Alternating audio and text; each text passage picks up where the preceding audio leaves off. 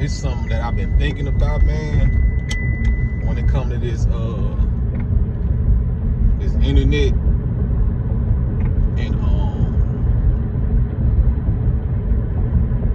and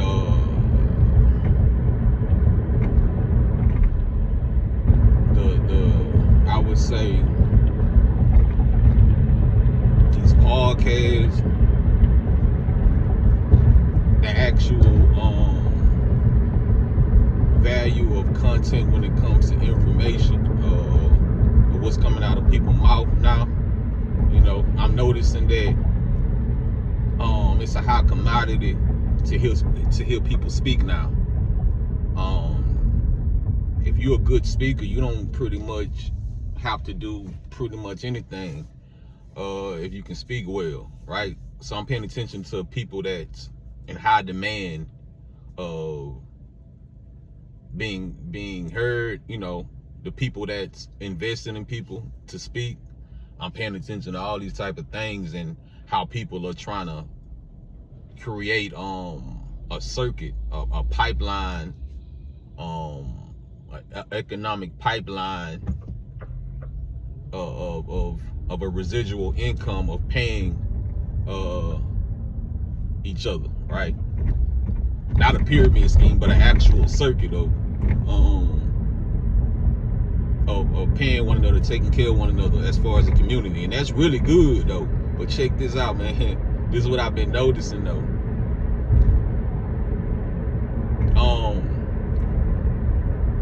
Before we do that, before we start putting each other on and giving people opportunities and giving people platforms and giving people alley-oops, we should expose the root of the problem.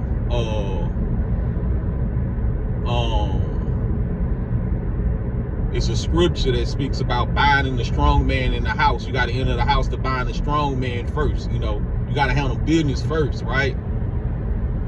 And I think that's the problem. That we think we're supposed to comply with the strong man. We supposed to coexist with the strong man, right? We supposed to plead with the strong man. We supposed to do business with the strong man, right? But rather we supposed to be destroying the strong man. We're supposed to be exposing the strong man so we can have clarity to look out for one another. You know, you can't have a middleman in the middle and at the same time trying to take care of our community. It's the point I'm trying to make. Let me park. Maybe if I just go park somewhere so I can get y'all to understand what I'm trying to say. When it comes to our people.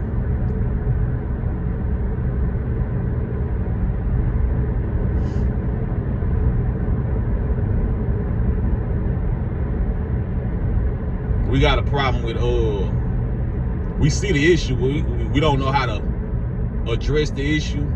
We don't know how to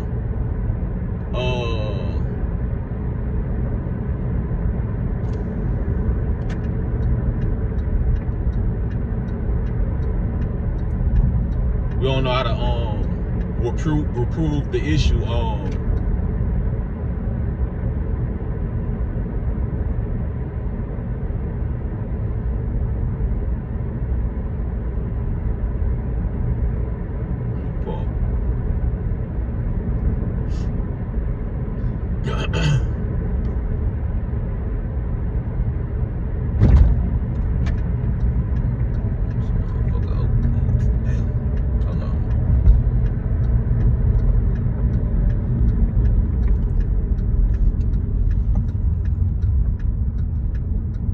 We don't know how to reprove the middleman. We don't know how to move, you know. We see the problem. We don't know how to remove the problem first and then deal with one another. Right? We want to deal with one another without removing this problem, the issue that we keep looking and seeing, but we don't know how to remove it because money in the way. Money in the way.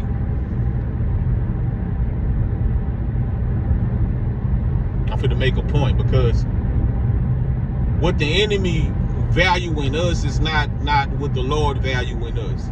See, when the enemy see value in men like us, it's not the same value that the Lord sees in us men or us women, right? I'm gonna keep repeating this. What the enemy value in us is not the same as what the Lord value in us. It's a blessing to know what the Lord values inside of us, men and women, and what the enemy value in us, because they see value in us, but it's not the same value as the Lord. So pipe down when the enemy value you in a manner. Pipe down. This is why the Lord hates pride. Now I'm seeing why the Lord hates pride, and I'm taking my time with this too. Now I see why the Lord hates pride, because when the enemy sees value in you, men or women, we tend to get puffed up. We tend to get real prideful. Hold on. Now I see why the Lord hates pride.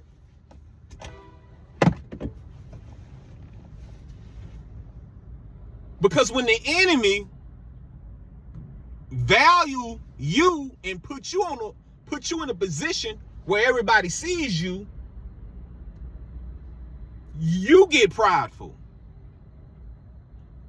But you got to know inside, if the enemy values something inside of you, it's not the same as what the Lord values. So we got a problem with that. That's an issue with that, right? So pipe down when the enemy value you, right? Pipe down. Think about it. See, you would point out the root of the problem, right? But you don't study the actions, the characteristics and behavior like you say you do. Because if the enemy values you, you got to see what that value is. That's not value unto the Lord. So whatever they value inside of you, which is 10 out of 10 times defiled, right? Can't be nothing holy. Right? It can be dressed up as something upright, right? You can put on a cloak of righteousness rather than just being it, right? And it looks like something righteous, but when the enemy values something inside of you, 10 times out of 10, you gotta know it's unclean. So this is why the Lord hates pride, because when the enemy values something inside of you, it can't be good. So when the enemy puts you in a position for everybody to see you, you should be really sitting back and evaluating yourself. At this point, it shouldn't be no pride. It shouldn't be no attitude like you finna take care of something, people, communities, and things like that without addressing the root of the problem, which is the enemy, which is death, which is the enemy, the last enemy that shall be destroyed is death. Something you need to address first before you be put in front of all the people to help them, to lead them in the right direction. Right?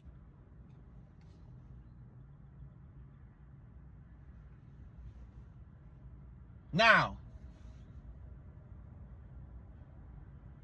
it's something that, man, look, man, say, and I try my best not to bring his name up because he'll make it seem like somebody trying to get clout off his name, but it's really a brother reaching out to you trying to tell you something. Or give you an alley-oop. People be waiting for you to give them alley-oops, man. Maybe we need to give you one. Watch this. Because he probably already know this. Or maybe not. Maybe he go to sleep at night or what I'm about to say. Maybe he know it, but don't tell y'all. But I'm fixed to bring it out and point this out. Right? Okay. Now, when I first ran across Charleston White, not in real life, but on the internet, right? When he first started When he first started, when he had the dreads and he had the bald head, the receding bald head with the dreads, right? I remember when he had his page, right, on Instagram, right, whatever it was.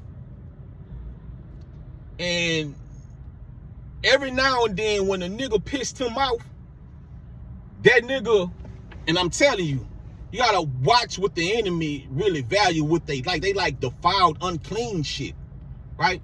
While we upright men and we really trying, we make mistakes here and there, right?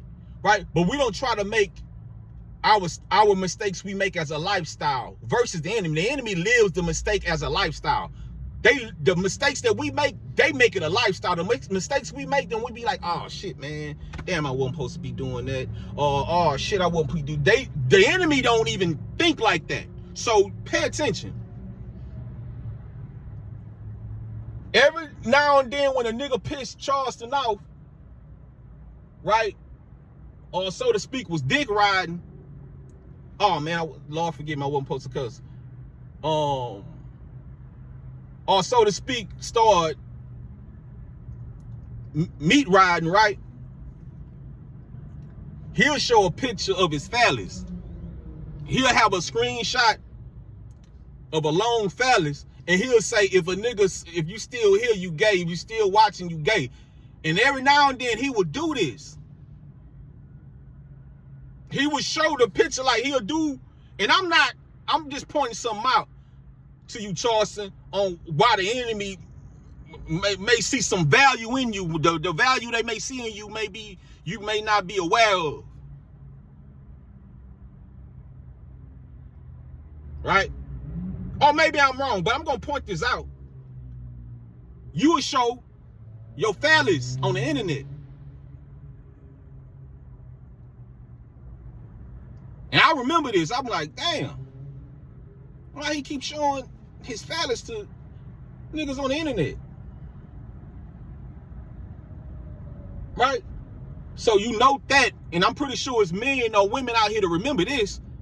Right? This when he had the dreads, right? So he's showing screenshots of his phallus when niggas, you know, are pissing him off or something. He'll be like, if he ain't want nobody on his page or on his live, he'll be like, I know how to get you niggas up out of here.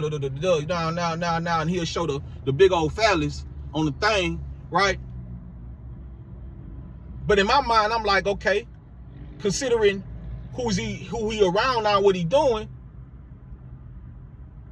In my mind, how the enemy value us, that would be the only reason why they would put you around situations and things and places. Not everybody that's dealing with you, but we're talking about who we talking about, right? We know who we talking about when we talking about, right?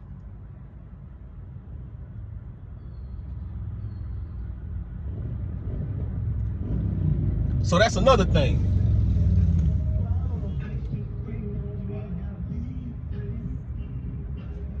And this another thing that caught me.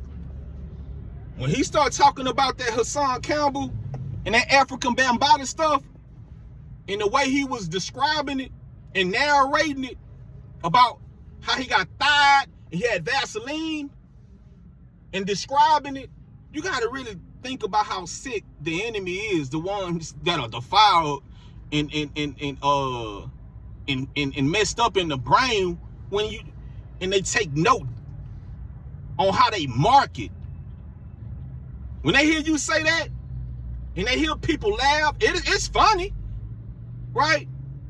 How you speaking about how he rubbed the Vaseline, Africa Bambaataa rubbed the Vaseline, and you making fun of Hassan Campbell and stuff. Now me, it's funny, man. Like just off some spare the moment miscellaneous shit. Lord forgive me. When you hear it, it's funny. But I'm thinking about how the enemy is defiled. So when they hear you say that, it's like, oh, we gotta put him on. Oh yeah, man, we gotta put him on. We gotta put him around certain people, places, and things, and see what he gonna do and how he gonna bite. He gonna bite over here, or he ain't gonna do that. Well, we're gonna put him over here. Either or, the value ain't the same value on how the Lord see it. If y'all picking up how I'm moving, I'm not trying to bash you or make you look bad, but I'm damn sure gonna point this out.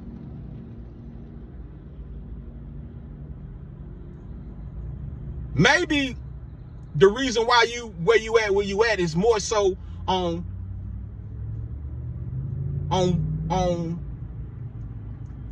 what's coming out of your mouth on certain things and shit that you speak about. That people just ignore and they act like you ain't said it. And I noticed don't nobody really speak about that.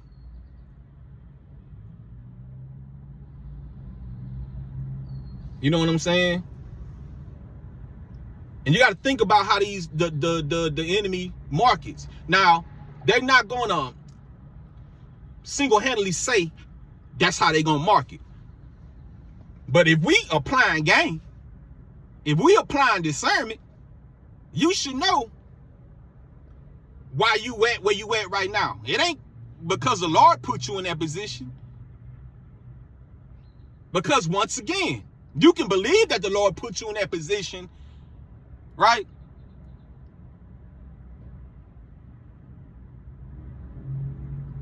It's up for the Lord. At this point, it's for the Lord to protect us.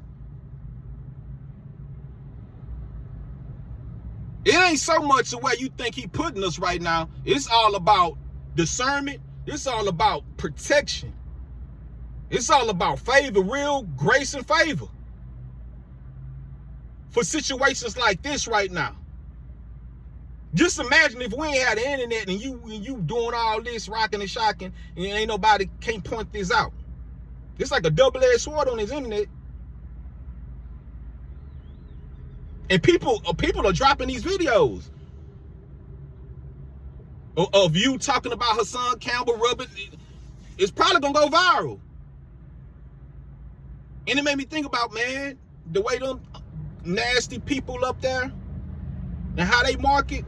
That's probably why you at where you at, man, concerning them. Now, you may think you at where you at, and everybody amongst you, y'all got your own thoughts on understanding where y'all might, and own agenda plans of what y'all may think or what y'all plan to do. But we talking about the people that's overseeing y'all. That's here. No problem. Sure, no problem. Whatever you need, whatever you want, whatever you need. Yeah, we're just gonna do this, we're gonna do that, we're gonna do this, we're gonna do that. You just be here at this time, or at this place, or you just meet this person. We talking about them. The whole time they're marketing based upon pure uncleanness, pure defiled pride. Pure pride. I can go into details, but it ain't. We know what we talking about. So pipe down with this grandiose pride and pay attention to what's going on, because if you ain't, somebody else will. Pay attention to what's going on, because if you're not paying attention, somebody else will pay attention for you. Because I damn sure know I can't do this by myself.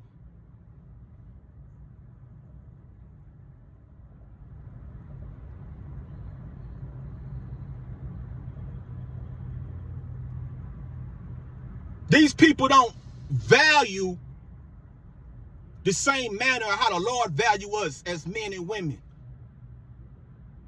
That's the point I'm trying to make. These people put us on according to how defiled we really are. This is the point I'm trying to make.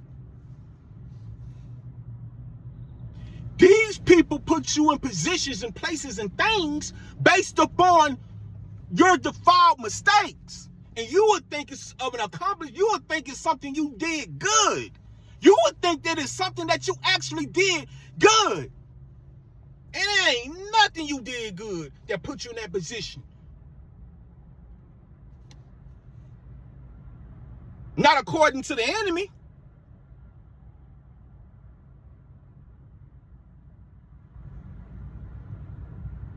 And also not according to the Lord.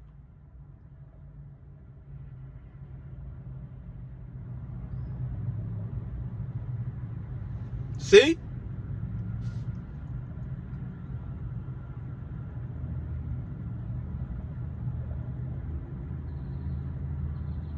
They put you in position to apprehend you from putting them in their place.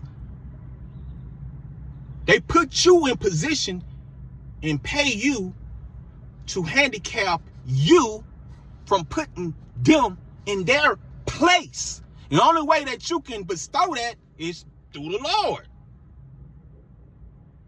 But if you're ready to be paid and put in positions by the enemy and think that you have value, man, I hope I ain't losing nobody.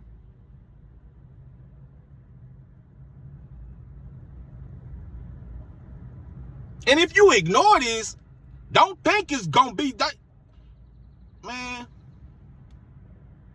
Because this is a lesson this is a lesson for all the men. So this ain't really pertaining to one person, but it seems like, to me, the master ceremony is where every nigga wanna be, right? So don't this pertain to every man rather than just you? You see what I'm saying?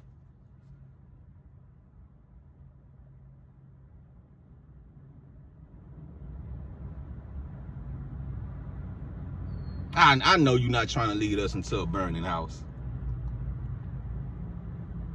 I know you're not trying to walk into one.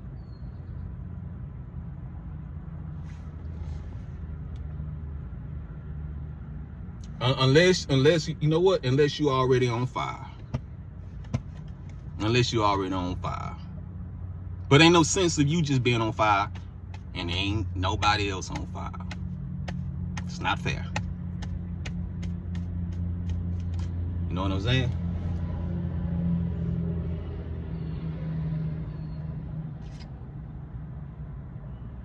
So understand that what the Lord value in us is not the same as what the enemy does. So when the enemy is so quick to do business and handle business with you and shake hands, and just know that it ain't a damn thing you did good to be in that position. So all the glamour, all the ceremonies, all the celebrations, all the women, all you can trick yourself to believe, and that's clarity. But do know them people that the Lord is very upset with, just know they don't give a damn about what the Lord value in you. Just know that them people that the Lord is upset with, they don't value or give a damn of what the Lord value in you. That's the point. You see how simple it is? Nigga just laying it plain. Nigga just saying it plain.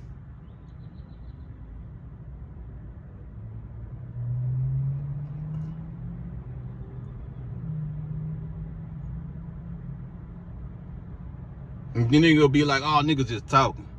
Everybody playing. The reality is everybody ain't playing. And that's false right there. So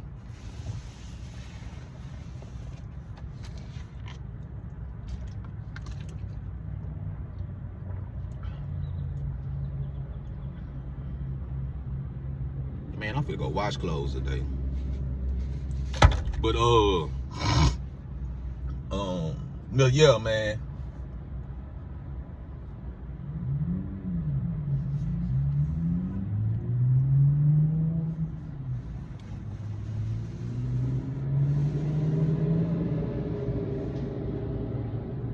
Pay attention to what the Lord value in you.